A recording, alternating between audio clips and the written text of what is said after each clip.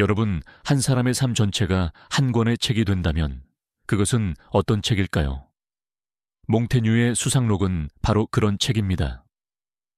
그는 세상을 바꾸려 한 철학자가 아니라 자신을 이해하고자 한 인간이었습니다.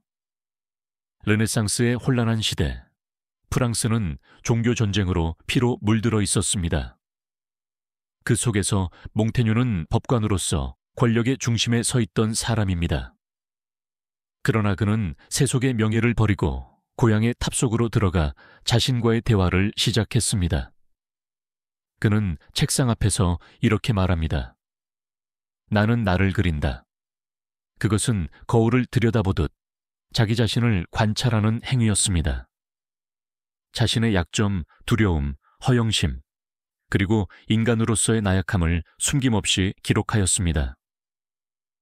수상록은 철학서이면서도 철학서가 아닙니다. 논증도 결론도 없습니다. 다만 인간이란 무엇인가 라는 질문에 대한 끝없는 탐구의 기록입니다. 그의 글은 거창한 진리를 말하지 않습니다. 대신 일상의 경험, 작은 생각, 사소한 깨달음들을 통해 인간의 본질을 보여줍니다. 오늘날 우리가 수상록을 읽는 이유는 명확합니다. 그의 글 속에서 우리는 인간이라는 존재를 다시 배우기 때문입니다. 몽테뉴는 말합니다. 세상을 이해하려면 먼저 나 자신을 이해해야 한다. 그의 이 한마디는 혼란한 현대를 살아가는 우리에게도 여전히 유효한 진리입니다. 2. 몽테뉴의 시대와 삶. 몽테뉴는 1533년 프랑스 남서부의 보르도 근처 작은 마을에서 태어났습니다. 그의 본명은 미셸 드 몽테뉴입니다. 그는 귀족 가문 출신으로 부유하고 교양 있는 집안에서 자랐습니다. 그의 아버지 피에르는 매우 개방적인 사고를 가진 인물이었습니다. 그는 아들에게 단순한 지식이 아니라 사람과 세상을 이해하는 마음을 길러주고자 하였습니다. 몽테뉴는 어린 시절부터 라틴어 교육을 받았습니다. 놀랍게도 그는 프랑스어보다 먼저 라틴어를 배웠다고 전해집니다. 아버지는 가정교사를 통해 아이에게 자연스럽게 인문학적 감수성을 심어주고자 하였지요.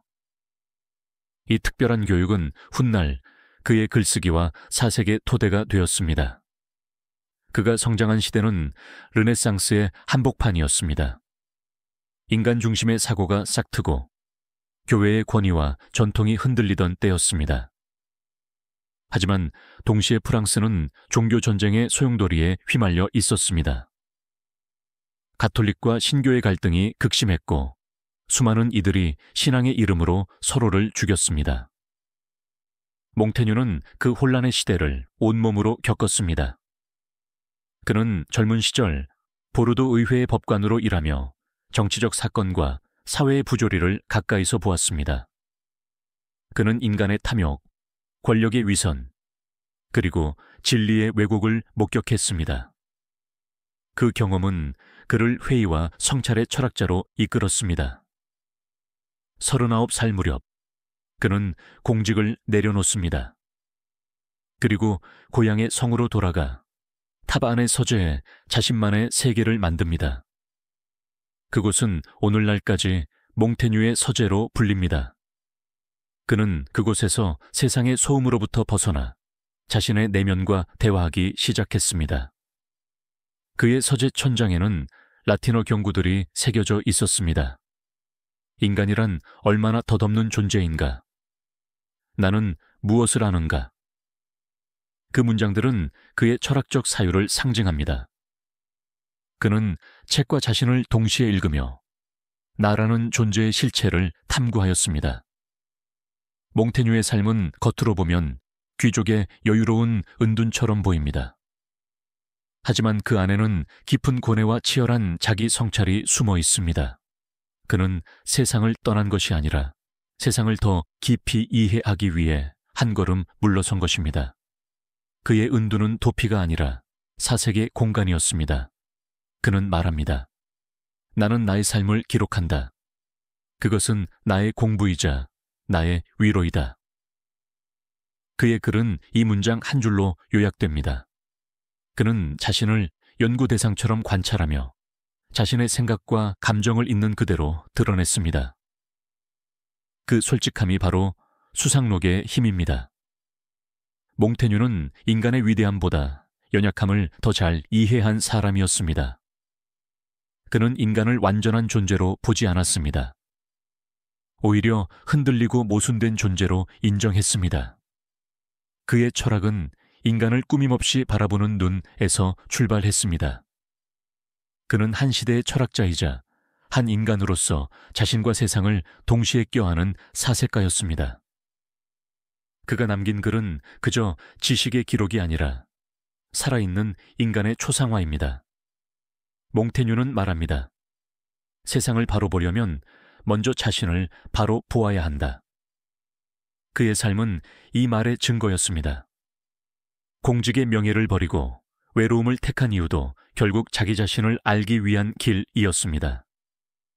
그는 죽을 때까지 글을 다듬고 생각을 확장했습니다. 삶의 끝에서조차 그는 배우고 있었습니다. 그에게 인생은 완성되는 것이 아니라 끊임없이 이해되어가는 과정이었습니다. 몽테뉴의 삶을 돌아보면 그의 철학은 결코 책 속에만 머문 것이 아니었습니다. 그의 삶 전체가 철학이었습니다. 그의 일상, 그의 고독, 그리고 그의 사색이 모두 철학이었습니다. 그래서 수상록가는 단지 사유의 기록이 아니라 한 인간이 어떻게 자신을 발견했는가에 대한 이야기입니다. 그는 우리에게 조용히 말합니다. 세상을 바꾸려 하기 전에 먼저 자신을 이해하라. 이 단순한 가르침은 수백 년이 지난 지금도 우리 삶의 근본을 되묻는 울림으로 남아 있습니다. 산. 수상록의 탄생과 구조, 몽테뉴의 수상록은 단 한순간에 완성된 책이 아닙니다. 그의 인생 전반에 걸쳐 끊임없이 쓰고 덧붙이며 다듬어온 결과물입니다. 그는 40 무렵부터 글을 쓰기 시작하여 80 가까운 나이까지 수정과 추가를 멈추지 않았습니다. 그의 글은 살아있는 생명체처럼 세월 속에서 자라났습니다. 수상록이라는 제목 자체가 모든 것을 말해줍니다. 프랑스어 에세이는 시도한다, 시험한다는 뜻을 지닙니다. 즉, 수상록준 완결된 철학체계가 아니라 한 인간이 생각을 시험해보고 스스로를 탐색하는 과정의 기록입니다. 그는 진리를 단정하지 않았습니다. 오히려 확실하지 않음을 인정하며 그 불완전함 속에서 인간의 참모습을 보았습니다. 수상록의 주제나 체계가 정해져 있지 않습니다. 각 장의 제목은 흥미롭고 다양합니다. 예를 들어 거짓말에 대하여, 죽음에 대하여, 교육에 대하여, 우정에 대하여, 인간의 허영심에 대하여 등 그가 일상에서 느끼고 사색한 모든 주제가 글이 되었습니다. 그는 말합니다. 나는 어떤 것을 쓰려고 마음먹는 것이 아니라 내 생각이 흘러가는 대로 따라갈 뿐이다. 그의 글은 논리적 구조보다는 자유로운 흐름을 따릅니다. 그 속에는 인간의 감정, 모순, 우연, 실수까지 모두 담겨 있습니다. 그래서 수상록준 완벽한 철학서가 아니라 살아있는 인간의 생각을 그대로 옮긴 인간학의 기록이라 불립니다. 몽테뉴는 위대한 철학자들의 이론을 존경했지만 그들의 논리적 체계에는 언제나 의문을 품었습니다. 그는 이렇게 말합니다. 그들은 인간을 이상적인 존재로 그리지만 나는 있는 그대로의 인간을 그리고 싶다. 그래서 그는 철학의 높다란 탑이 아니라 인간의 마음속 좁은 골목길을 걸었습니다.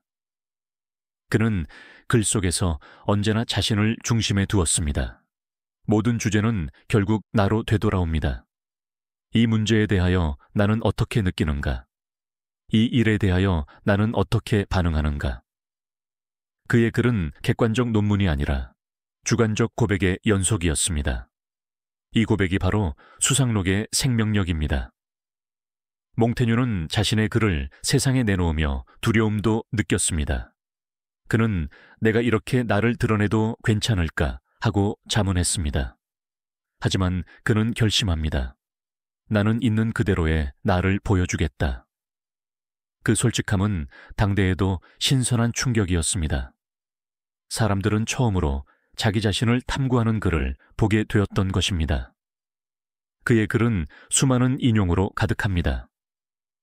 고대 그리스와 로마의 철학자들, 세네카, 플루타르코스, 키케로, 그리고 호메로스까지 그는 인류의 지혜를 자유롭게 끌어와 자신의 생각과 대화하듯 엮어냈습니다. 이것이 바로 수상록이 고전의 집합체로 불리는 이유입니다. 그러나 몽테뉴의 글은 단순한 인용의 모음이 아닙니다. 그는 고전을 끌어오되 그 위에 자신의 해석을 덧붙였습니다. 고대의 지혜를 현대의 인간 현실 속에서 새롭게 해석한 것입니다. 그는 나는 말들을 빌리지만 그 말의 의미는 내 것이다 라고 말합니다. 그 말처럼 그는 인용을 통해 자신을 표현하는 독창적인 방식을 완성했습니다. 수상록의 구조는 마치 거대한 거울의 방과 같습니다. 독자는 그 안을 걸으며 수많은 거울 속에서 자신의 모습을 발견하게 됩니다. 한쪽에서는 인간의 허영을, 다른 쪽에서는 죽음의 두려움을, 또 다른 거울에서는 사랑과 우정을 마주하게 됩니다. 그 모든 거울의 중심에는 나가 있습니다. 결국 몽테뉴가 그리고자 한 것은 인간이라는 존재 전체의 초상이었습니다. 그는 수상록의 서문에서 이렇게 씁니다. 나는 내 책의 주제이자 나의 책 그 자체이다. 그의 말처럼 수상록전은 저자 몽테뉴 자신을 그대로 비춘 작품입니다. 그가 느끼고 의심하고 깨닫고 후회한 모든 흔적이 담겨 있습니다. 그는 그를 통해 세상을 바꾸려 하지 않았습니다. 오직 자신을 이해하기 위해, 그리고 인간이라는 존재를 이해하기 위해 썼습니다. 그래서 수상록은 완성된 진리가 아니라 끊임없이 살아 움직이는 생각의 기록입니다. 그의 글은 독자에게 결론을 주지 않습니다. 대신 스스로 생각하게 만듭니다. 이것이 수상록의 위대함이자 오늘날까지 사랑받는 이유입니다. 몽테뉴의 글은 우리에게 조용히 속삭입니다. 생각하라. 그리고 그 생각 속에서 너 자신을 발견하라. 그의 수상록은 하나의 거대한 철학서가 아니라 삶을 향한 끝없는 질문의 여정이었습니다. 4. 인간에 대한 관찰, 불완전함의 미학 몽테뉴의 철학은 한마디로 요약할 수 있습니다. 나는 나를 그린다. 그는 이 말을 통해 인간의 불완전함을 있는 그대로 받아들이고자 하였습니다. 그의 글은 자신을 미화하려는 기록이 아니라 자신을 솔직히 관찰한 일기이며 인간의 본 모습을 탐구한 실험장이었습니다. 그는 자신을 완벽한 인간으로 묘사하지 않았습니다. 오히려 나약하고 두렵고 흔들리는 인간으로 그렸습니다. 그는 고백합니다. 나는 자주 흔들리며 스스로의 생각을 믿지 못할 때가 많다. 이 정직한 고백 속에는 인간에 대한 깊은 이해가 담겨 있습니다. 인간은 이성적 존재이기 이전에 감정적이고 모순된 존재라는 사실을 그는 누구보다도 잘 알고 있었습니다. 몽테뉴는 인간의 본성을 꾸밈없이 바라보았습니다. 그는 사람들의 허영심과 교만, 그리고 위선을 비판했습니다. 그러나 그 비판은 비난이 아니라 공감이었습니다. 그 자신 또한 그 허영과 위선 속에 포함된 한 인간이었기 때문입니다. 그는 이렇게 말합니다. 내가 남의 결점을 지적할 때 나는 동시에 내 모습을 본다. 이 말은 그의 철학이 얼마나 인간적이고 겸손한지 보여줍니다. 그는 인간의 약점을 숨기지 않았습니다. 오히려 그 약점 속에서 인간의 진실을 찾았습니다. 그는 완전함을 꿈꾸는 대신 불완전함을 인정하는 데서 인간의 품격을 보았습니다. 나는 내 결점과 함께 살아간다. 그것은 나의 일부이며 나를 인간답게 만든다. 그의 이런 태도는 오늘날 심리학의 자기 수용 개념과도 통합니다. 몽테뉴는 자신을 실험 대상으로 삼았습니다. 그는 자기 자신을 관찰하고 분석하고 기록했습니다. 어떤 때는 감정의 기복을, 어떤 때는 인간의 욕망과 공포를 탐구했습니다. 그의 글에는 수많은 감정의 변화가 담겨 있습니다. 기쁨, 분노, 슬픔, 외로움, 만족, 두려움, 후회, 그리고 회복까지. 그는 인간의 감정을 숨기지 않았습니다. 그것을 있는 그대로 받아들였고 이해하려고 노력했습니다. 그는 말합니다. 나는 나를 있는 그대로 보여주려 한다. 내가 나를 숨긴다면 나는 나 자신을 잃을 것이다. 그의 이 태도는 르네상스 시대의 개인주의와도 맞닿아 있습니다. 그는 집단의 가치보다 한 개인의 내면을 중시했습니다. 그리고 그 개인의 내면이 얼마나 복잡하고 다층적인지를 누구보다 잘 이해했습니다. 그에게 인간은 이성의 존재가 아니라 감정의 존재였습니다. 그는 이렇게 말합니다. 인간의 이성은 감정의 하인이다. 이 말은 인간이 아무리 논리적으로 생각하려 해도 결국 감정과 본능의 영향을 받는다는 사실을 지적합니다. 그는 인간의 이성을 신격화하지 않았습니다. 오히려 이성이 감정과 싸우는 과정 속에서 성장한다고 보았습니다. 몽테뉴의 인간관은 따뜻합니다. 그는 인간의 어리석음과 실수를 용서하였습니다. 그리고 그것을 인간다움으로 보았습니다. 그는 완벽함을 추구하는 대신 자신의 모순을 인정하고 웃을 줄 아는 사람을 존중했습니다. 그는 말합니다. 우리는 자신을 웃을 수 있을 때 진정으로 자유로워진다. 그의 글에는 언제나 유머가 흐릅니다. 심각한 철학자가 아니라 삶을 깊이 이해한 사람이 보여주는 여유입니다. 그는 인간의 삶을 하찮지만 소중한 것들의 모음으로 보았습니다. 그는 인생을 숭고하게 포장하지 않았습니다. 오히려 일상의 사소한 경험 속에서 진리를 찾았습니다. 그에게 철학은 거대한 사유가 아니라 하루의 평범한 경험을 성찰하는 일이었습니다. 예를 들어 그는 병에 걸렸을 때조차 그 경험을 관찰했습니다. 몸의 통증을 느끼면서 인간이 얼마나 연약한 존재인지를 깨달았습니다. 그러나 동시에 그 연약함 속에서 살아있음의 기적을 느꼈습니다. 그는 말합니다. 나는 나의 병을 통해 인간을 배운다. 그리고 나의 회복을 통해 삶을 배운다. 이 문장은 몽테뉴가 인간을 얼마나 깊이 이해했는지를 보여줍니다. 그에게 인간은 끊임없이 변화하는 존재였습니다. 하루아침에 기분이 달라지고 생각이 바뀌며 어제의 신념이 오늘의 의심으로 변합니다. 그는 그 변화를 두려워하지 않았습니다.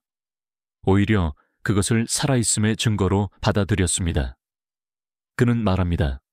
나는 고정되지 않는다. 나는 나 자신 속에서도 끊임없이 변한다. 이 유연함이 바로 그의 철학의 핵심이었습니다. 몽테뉴의 글을 읽다 보면 그는 마치 우리 각자의 마음속을 들여다보는 듯한 통찰을 보여줍니다.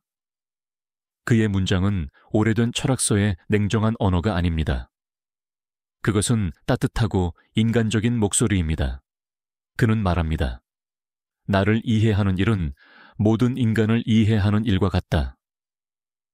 이 말은 수상록 전체를 관통하는 주제이기도 합니다. 그의 인간학은 완전함의 추구가 아니라 불완전함의 수용에 있습니다.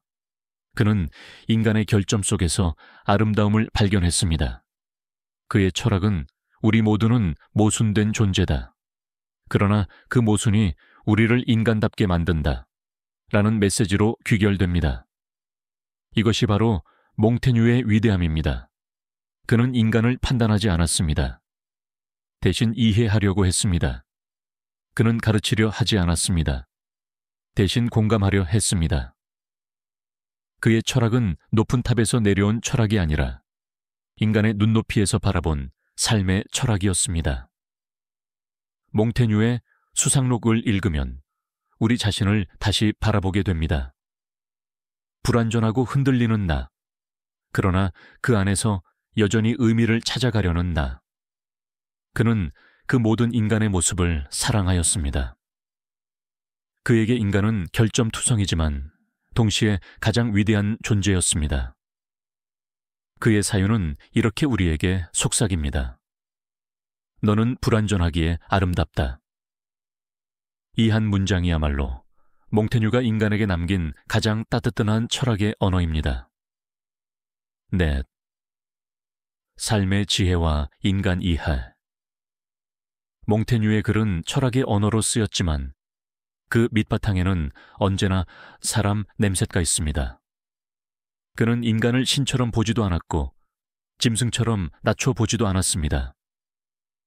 다만 있는 그대로의 인간, 완전하지 않지만 사랑스러운 존재로 이해했습니다. 그는 나는 인간이라는 놀라운 피조물에 대한 탐구자다 라고 말했습니다. 그 탐구는 고상한 논문이 아니라 자신을 거울 삼아 인간을 들여다보는 과정이었습니다. 우리가 살아가며 가장 어렵다고 느끼는 것은 나 자신을 이해하는 일입니다. 몽테뉴는 이 평생의 숙제를 피하지 않았습니다. 그는 고백하듯 썼습니다. 나는 내 안에서 모르는 것을 발견할 때마다 놀란다. 그 놀람은 부끄러움이 아니라 성장의 증거였습니다. 그의 글에서 반복되는 주제 중 하나는 불완전함의 인정입니다. 그는 인간이 불완전하다는 사실을 탓하지 않았습니다. 오히려 그 불완전함 속에 인간다움이 깃들어 있다고 보았습니다. 몽테뉴는 이렇게 썼습니다. 우리의 영혼은 바람과 같다. 한순간도 같은 방향으로 불지 않는다. 이 말은 인생의 유동성을 인정하라는 메시지이기도 합니다. 사람의 마음은 늘 변하고 생각은 흔들립니다. 그렇기에 완벽함을 꿈꾸기보다는 흔들림 속에서도 중심을 잃지 않는 법을 배우는 것이 더 중요하다고 하였습니다. 또한 그는 겸손을 진정한 지혜의 출발점으로 보았습니다. 자신이 얼마나 모르는지를 아는 것, 그것이 철학의 첫걸음이라는 것입니다. 나는 아는 것이 아무것도 없다는 것을 안다. 이 말은 소크라테스의 언어이기도 하지만 몽테뉴의 삶에도 깊이 스며 있었습니다. 그는 타인을 판단하기 전에 먼저 자신을 돌아보라고 말했습니다. 남을 비난하기 전에 내 안에 같은 결점을 찾아라. 이 겸허한 태도는 오늘날의 우리에게도 여전히 울림을 줍니다. 현대 사회는 너무 빠르게 흘러가고 사람들은 타인의 결점에 예민합니다. 그러나 몽테뉴는 말합니다. 타인을 용서하는 일은 자신을 이해하는 일과 다르지 않다. 그는 인간의 약함을 안타까워하지 않았습니다. 그것을 인정하는 순간 비로소 인간은 진실로 자유로워진다고 보았습니다. 그의 사유는 추상적이지 않았습니다. 농부와 군인, 학자와 아이, 귀족과 하인. 그 누구의 삶에서도 그는 배움을 발견했습니다. 모든 인간은 내게 배움의 대상이다. 이 말은 그의 철학이 인간 전체를 향하고 있음을 보여줍니다. 그에게 인생은 결코 완성될 수 없는 여정이었습니다. 나는 나를 만들어가는 중이다. 그는 늘 이렇게 자신을 진행형으로 표현했습니다. 그렇기에 실패도 후회도 두려움도 인생의 일부로 받아들였습니다. 몽테뉴의 이런 사유는 노년의 삶에도 깊은 울림을 남깁니다. 나이가 들수록 우리는 완벽함보다 수용을 배웁니다. 젊은 날엔 변화가 두렵고 나이 들면 고집이 두려워집니다. 그때 몽테뉴의 말이 귓가에 맴돕니다. 사는 것은 배움이다. 배움이 끝나는 순간 삶도 멈춘다. 그의 철학은 화려한 이론이 아니라 일상의 숨결로 녹아 있습니다. 책상 위에서 태어난 사유가 아니라 인생의 골목길에서 길어올린 지혜였습니다. 그래서 그의 문장은 오늘날에도 여전히 생생합니다. 그는 삶의 모순을 부정하지 않았습니다. 기쁨과 슬픔, 사랑과 상실, 성공과 실패. 이 모든 감정이 인간이라는 이름 아래 공존한다고 보았습니다. 몽테뉴의 수상록은 우리에게 말합니다. 당신이 느끼는 모든 것은 이미 인간의 일부입니다. 그 수용의 철학이야말로 인생을 평화롭게 살아가는 지혜입니다. 5. 성찰과 자유의 철학. 몽테뉴의 사유는 결국 성찰의 철학으로 귀결됩니다. 그는 철학이란 먼 하늘의 이론이 아니라 자기 안으로 깊이 내려가는 길이라 하였습니다. 나는 나를 연구하는 일 외에 다른 연구를 하지 않는다. 이 짧은 문장은 그의 삶 전체를 요약합니다. 그에게 성찰이란 단순히 자신을 관찰하는 행위가 아니었습니다. 그것은 매일의 삶 속에서 자신과 대화하는 시간이었습니다. 좋았던 일, 후회되는 일, 부끄러웠던 일. 그는 그것들을 피하지 않았습니다. 그는 그 모든 순간을 글로써 마주했습니다. 몽테뉴가 남긴 문장에는 늘 나 자신과의 대화가 깃들어 있습니다. 그는 자신의 마음속을 꾸밈없이 드러냈습니다. 나는 내가 생각하는 것을 쓴다. 그리고 내가 쓰는 것을 생각한다. 그의 글이 단순한 철학이 아니라 인간학으로 불리는 이유가 여기에 있습니다. 그는 사람들에게 완벽한 진리를 제시하지 않았습니다. 대신 이렇게 말했습니다. 진리는 고정된 것이 아니다. 오늘의 나는 어제의 나와 다르고 내일의 나도 또 다를 것이다. 이 말은 인간이 변화를 통해 성장한다는 깊은 통찰을 담고 있습니다. 몽테뉴에게 성찰은 곧 자유로 가는 문이었습니다. 우리가 자기 자신을 이해할수록 타인의 시선에서 자유로워질 수 있습니다. 그는 말했습니다. 진정한 자유는 나를 다스리는 데 있다. 이 말은 외부의 권력이나 재산이 아닌 내면의 통제에서 오는 자유를 뜻합니다. 그는 인간이 타인의 기대에 매여 살아가는 모습을 안타까워했습니다. 명예를 위해, 체면을 위해 타인의 인정 속에서만 자신을 찾으려는 태도, 그것이야말로 영혼의 족쇄라고 보았습니다. 몽테뉴는 그런 삶에서 벗어나고자 했습니다. 나는 남이 정한 길을 따르기보다 내가 스스로 걷는 길을 찾는다. 이 말은 단순한 자율의 선언이 아니라 깊은 성찰의 결과였습니다.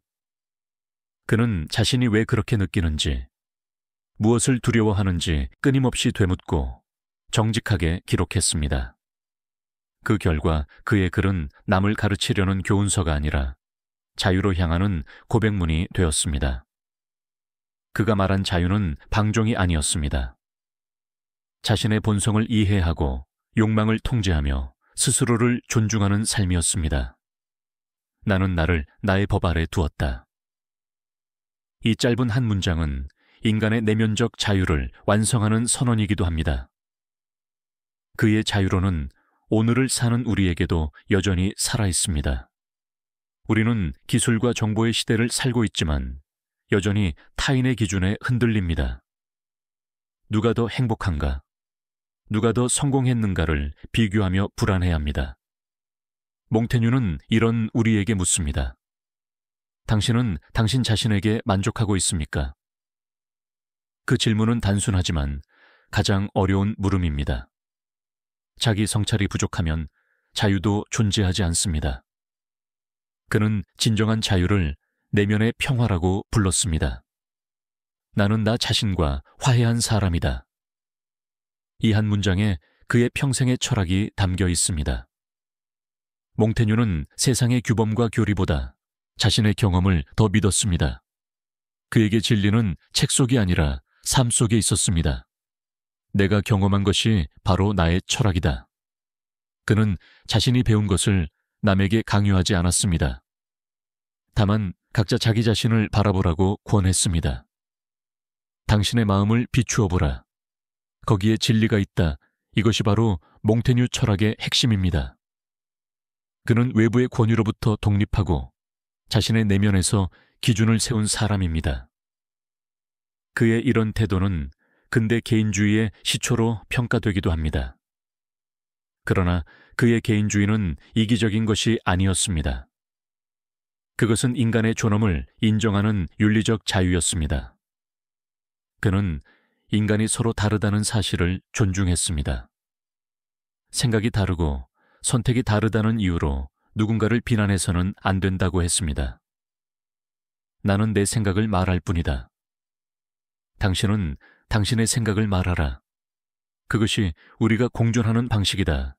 이 얼마나 자유롭고 성숙한 태도입니까? 몽테뉴의 자유는 타인을 부정하지 않습니다. 오히려 타인의 다름을 이해할 수 있는 여유를 만들어줍니다. 그는 이해와 관용을 자유의 필수 조건으로 여겼습니다. 진정한 자유는 타인을 존중할 때 비로소 완성된다고 믿었습니다. 그가 살았던 시대는 종교 전쟁과 불안으로 가득했지만 그의 정신은 언제나 평화로웠습니다. 그 이유는 간단합니다. 그는 자신의 내면에 확고한 중심을 세웠기 때문입니다. 그 중심은 바로 성찰이었고 그 성찰에서 자유가 피어났습니다. 몽테뉴의 수상록은 결국 우리에게 이렇게 속삭입니다. 당신의 인생을 사유하라. 당신의 생각을 의심하라. 그리고 당신의 영혼을 자유롭게 하라. 그의 글은 삶의 지침서가 아니라 스스로를 바라볼 수 있는 거울입니다. 그 거울을 통해 우리는 매일 조금씩 더 자유로운 사람이 되어갑니다. 몽테뉴의 수상록 아은 단순한 고전이 아닙니다. 그것은 시대를 넘어 인간의 내면을 비추는 거울입니다. 그는 우리에게 묻습니다. 당신은 자신을 알고 있습니까? 몽테뉴는 완전한 인간이 되려 하지 않았습니다. 오히려 불완전한 자신을 받아들임으로써 진정한 자유를 얻었습니다. 그의 회의는 절망이 아니라 겸손이었습니다. 그의 사색은 현실을 떠난 명상이 아니라 삶을 깊이 껴안는 통찰이었습니다. 그는 말합니다. 인간은 자신을 이해함으로써 타인을 이해하고 타인을 이해함으로써 세상을 이해한다. 이 간단한 문장은 수백 년이 지난 지금도 여전히 우리의 마음을 두드립니다. 노년의 몽테뉴는 죽음을 두려워하지 않았습니다. 그는 죽음을 삶의 한 부분으로 받아들였고 그 안에서 오히려 삶의 의미를 발견했습니다. 그의 마지막 문장처럼 나는 나의 삶을 이야기했을 뿐이다. 그의 삶 자체가 하나의 철학이자 예술이었습니다. 오늘의 우리에게 수상록은 인생은 완성되는 것이 아니라 이해되는 것이다 라는 조용한 가르침을 전합니다. 자신을 이해하고 타인을 이해하고 마침내 세상을 이해하는 그 여정이 몽테뉴가 남긴 가장 아름다운 유산입니다. 영상이 마음에 드셨다면 구독과 좋아요, 알림 설정 부탁드립니다. 좋아요와 구독은 앞으로 더 따뜻한 이야기를 이어가는 큰 힘이 됩니다. 고맙고 감사합니다.